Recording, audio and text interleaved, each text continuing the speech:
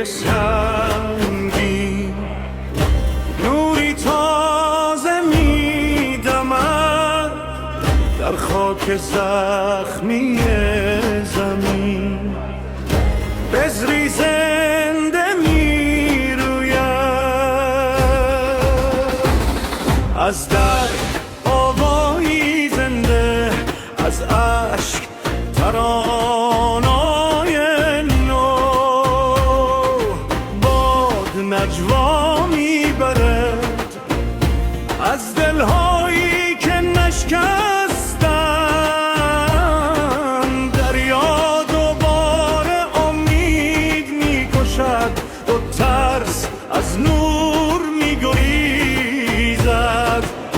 آن که جرأت رفتن داره در راهی تر که خورده، میداند که صبح از دل تاریکی زاده میشود.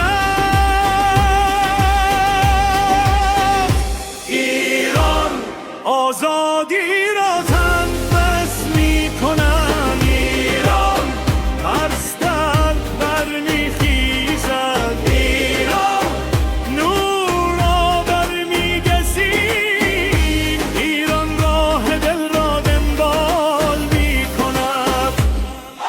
ایران ناشم افتخار، ایران تمامی که ایران با آخر تو ایران تخته. Iran is breathing freedom, Iran is breathing freedom, Iran is from the pain, Iran is from the pain, Iran is choosing the light, Iran is choosing the light, Iran walks on again. چون درختی در باد سخت ریشه در خاک میفشارد، هر سقوط درسیست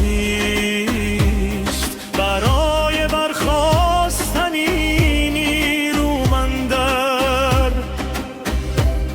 در چرخه زمان دردت بدل به یاد میشد، از خاک از سر آواز میخیزد، از آنان که هرگز تسلیم